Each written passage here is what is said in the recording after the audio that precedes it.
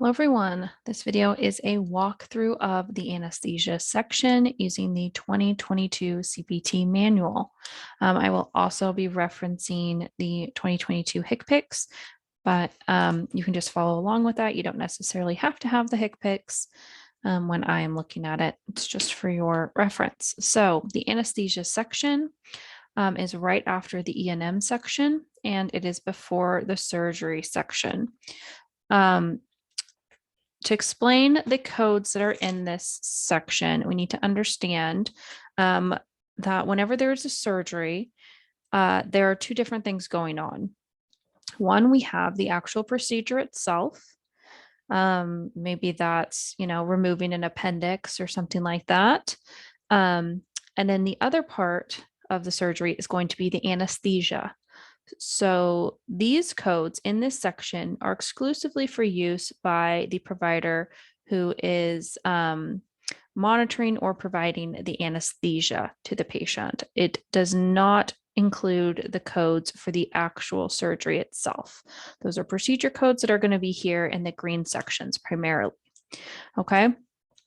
Like the other section, the E&M and surgery section that we've kind of already previewed, the anesthesia does have its own guidelines. It is very short. It is worth the read. You should definitely be reading it and making notes. I will show you I've already made some notes, and I will probably make additional ones in this video. As always, you can use your tabs when you are making extensive notes in the manual. Particularly in this section, you may want to do that, but it's always going to be up to you. Okay. As always, I'm going to have my pen and my highlighter because those really help me. Okay. So the anesthesia guidelines you can see are pretty short. Just these 2 pages. Definitely worth a read. So please do read them. Things I want to pay particular attention to, because you may see questions about these situations on the national exam. For time reporting, so kind of like when we were looking at E&M, anesthesia does report by time for some of the codes. And in those circumstances, it is important to understand that anesthesia time begins when the anesthesia begins to prepare the patient for the procedure. Okay. It ends when the anesthesiologist is no longer in personal attendance. So what does that mean? That's seems kind of complicated, right? So basically what this is saying is as soon as the anesthesiologist begins to work with the patient, that's when you can start reporting the time for anesthesia. As soon as the anesthesiologist hands over that patient to a postoperative nurse, some other kind of care, that is when the time ends. So the patient may not be fully awake. They may need ongoing supervision. Some other procedures may need to take place to help them kind of transition out of the anesthesia. But for reporting guidelines, when we're using time, anesthesia time begins when the anesthesiologist begins working with the patient and preparing them for the procedure, and ends when the anesthesiologist transfers over that care to whoever is handling the postoperative supervision. Okay. So that is important to know, because there's very likely going to be a question about that in your homework or possibly even on the national exam. Okay. And at least know where that information is, right? That's why I spend so much time on the guidelines, is so at least you know where the information is. All right. You might forget it, but you know where to find it. The other thing I wanted to pay close attention to is the unlisted procedure. So this is usually there's going to be an unlisted code at the end of most of the sections. An unlisted procedure code. So if there is a procedure that is completed that does not really work with any of the codes that are in this section, that is okay. There is a kind of catch-all code at the end of most sections, of most of the chapters, that you can use for something that's kind of unusual or just we don't have a code for it yet. And for this section, it's 01999. And what is important to know about using this code is that you do need to have a special report. Okay, so if you use this code, you need a special report. Just keep that in mind. You can read more about what it is here in this section up here, but basically the takeaway is you cannot use the unlisted service code without that, without a special report. And it's here at the very end of the section. It's on page 85 if you want to highlight it. And just to make sure you make a note of that, need special report.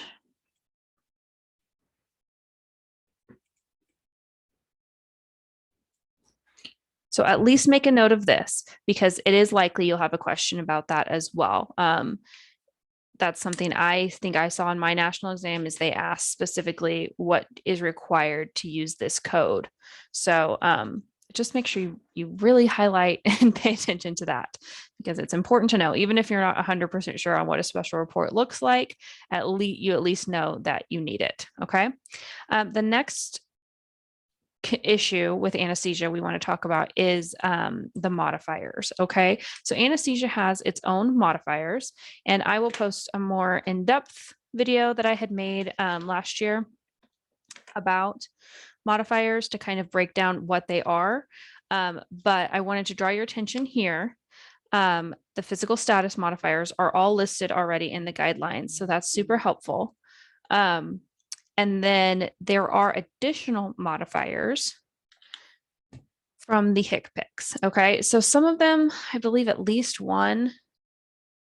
Oh, right. Yeah. So 23 is one of the modifiers that you may use. It's for unusual anesthesia, and you can see it here.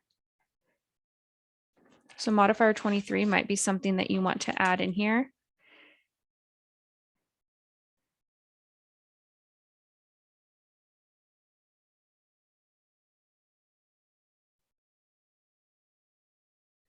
Okay.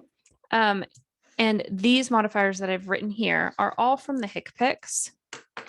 And I can show you, I just kind of wanted to show you where they are. So I came into my HCPCS, and just in case I were to be using this as a reference, I came in and highlighted all of the anesthesia modifiers, and I just wrote an A next to them. So that way I would know that these were for anesthesia. Okay. So I've written them, I've copied them over into my actual CPT manual. So that way I know what they are. But then in case I needed to come and double check, or I was given a multiple choice question on the national exam asking which category of CPT codes is this modifier for, I would know as soon as I came in here. I put an A, that's definitely for anesthesia. At least that's how I would remember it. If you wanted to write out anesthesia, that'd be totally fine as well. But I wanted to show you that because that could be helpful on your testing. But just for actually using the manual, I would just write out the modifiers here. You could write them somewhere else if they're more useful to you, but this was the most helpful spot for me. And then I would probably come in and put a tab here as well. So I just kind of wanted to show you how I mark up my book, and hopefully that is helpful for you.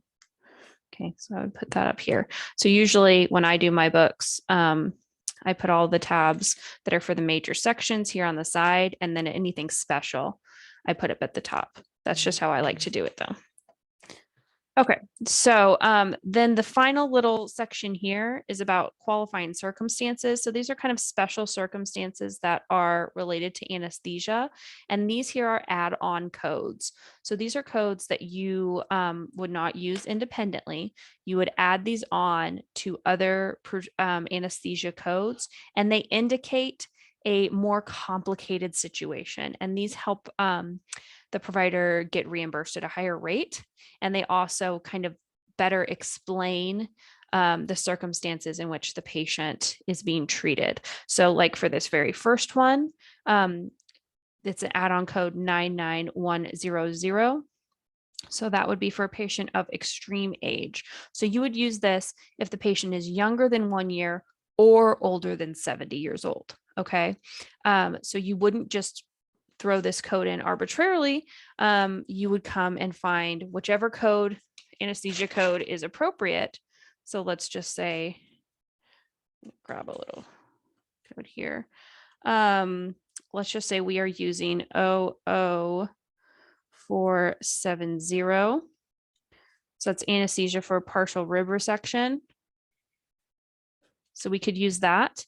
And then say the patient was also older than 70, we would do an add-on code of 99100. Okay, so that's how add-on codes work. And these are specific to anesthesia. So make sure you understand where they are.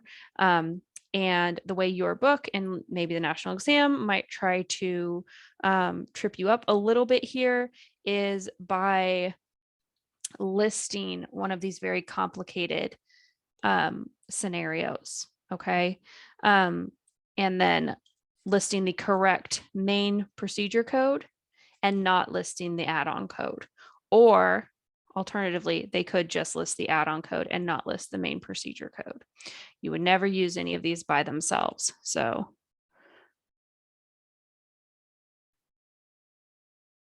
I would make a note of that as well. Okay. And the more you get practice with it, the more it'll make sense. And I'm sure you'll get plenty of opportunities in your workbooks to practice some of these scenarios. Okay. So now we'll get into the actual anesthesia codes. It's a very short section. I don't think it's too crazy, particularly when you're considering kind of how complicated E&M is. I find anesthesia to be pretty easily laid out. So let's kind of look through it, and you will see a pattern that's going to repeat itself often throughout the CPT section or CPT manual. Okay. And that pattern is that we start at the head and we work our way down. Okay. So the codes are going to be arranged by the part of the body in this section. In other sections, it's a little bit different, but this one's very clearly laid out. So we start at the head, and then it's anesthesia for specific procedures related to the head or parts of the head. It could be eyes, it could be nose, cleft palate, that kind of stuff. Okay. So codes related to the head are right here. And then the neck, we're moving down the body then. And then we get into the thorax, which is the chest wall. And then intrathoracic. So that's going to be anything related to the heart, esophagus, basically that upper part of the body, upper part of the chest is going to be here. Okay. And then we get into the spine and spinal cord. So these are all anesthesia codes related specifically to the spine. And then we have the upper abdomen and the lower abdomen. And a lot of surgeries take place in the lower abdomen, so there's a lot more codes there. Perineum is going to be primarily like genital systems here, but also some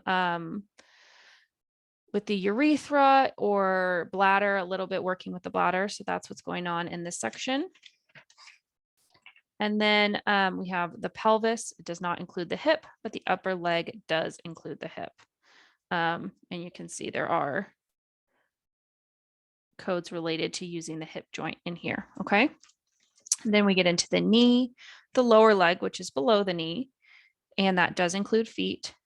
And then we get into so then we go kind of back up the body. So we've worked our way down, and then we kind of go back up to the shoulder and the arm and elbow. Okay. We get to forearm, wrists, and hand. Obviously, those are going to be more complicated procedures. So we've kind of separated them out. Then there's some radiological procedures, burns, obstetric procedures. So this is pregnancy. And then we kind of have a catch-all section here at the end, which is other. And then our ultimate catch-all is this unlisted procedure. So if we don't have anything that's appropriate here, we can still use this code. And remember, you do need that special report. Highlight it. Someone's going to ask you at some point for that. Okay. So I think it's fairly logically laid out. I would just be familiar with the sections so you kind of know, oh, hey, radiological procedures have kind of been separated out, burns are separated out. And then obstetric is obviously separated out too. And that's going to be a lot with like cesareans and stuff like that. So that's very specific to obstetric services. But otherwise, it's really, I feel like super logical. Things are really compact.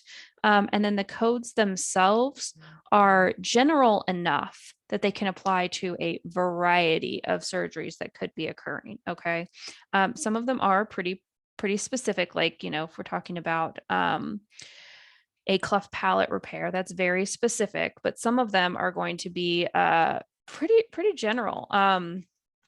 Like here in the shoulder, 01610, anesthesia for all procedure on nerves, muscles, tendons, fascia, and bursa of shoulder and axilla. This is a very general code, right? So that's super broad. And we would use this code for any anesthesia that's working on any of those procedures. So that we don't need a anesthesia code that exactly matches the surgery that's taking place. It's general enough that it can apply to a variety of procedures. Okay. All right. What else I want to kind of touch on here to make sure we kind of understand. The other thing, in case we haven't seen it yet, when we are looking at procedures that have nested procedures under them, and so like that would mean, let me find one here. Okay, so in the thorax, you'll see that there are procedures that are listed underneath. So we have some indented here, okay? We have some procedures that are indented. What does that mean? So basically, whenever we see this, we know that this code here at the top, this is going to be the main code. And it means that everything up until this semicolon, okay, applies to all of the indented codes beneath it, okay? So the only things that are different about these codes is what is after the semicolon. So for this 00400, we're going to have anesthesia for procedures on the integumentary system, on the extremities, anterior trunk, and perineum. And then this first code is not otherwise specified. So all of this that's before that not otherwise specified applies to this code underneath it. So this is still going to be anesthesia for procedures in the integumentary system, and it's specified as reconstructive procedures on breast. And then for this code underneath that, this is going to be anesthesia for procedures in the integumentary system, and it's specified as radical or modified radical procedures on the breast. Okay, so it's giving you, so everything before this semicolon applies to all three of these codes, or four, I suppose. Okay, and what's different is what is after the semicolon. Okay, this is providing more specificity here. All right, does that make sense? If not, please let me know and we can work on some more examples of that. But you will see that throughout here. You'll see it throughout this manual itself, but you see it quite a bit in anesthesia just because we do use a lot more general codes here. Okay, so those are the main things that I wanted to point out for the anesthesia section.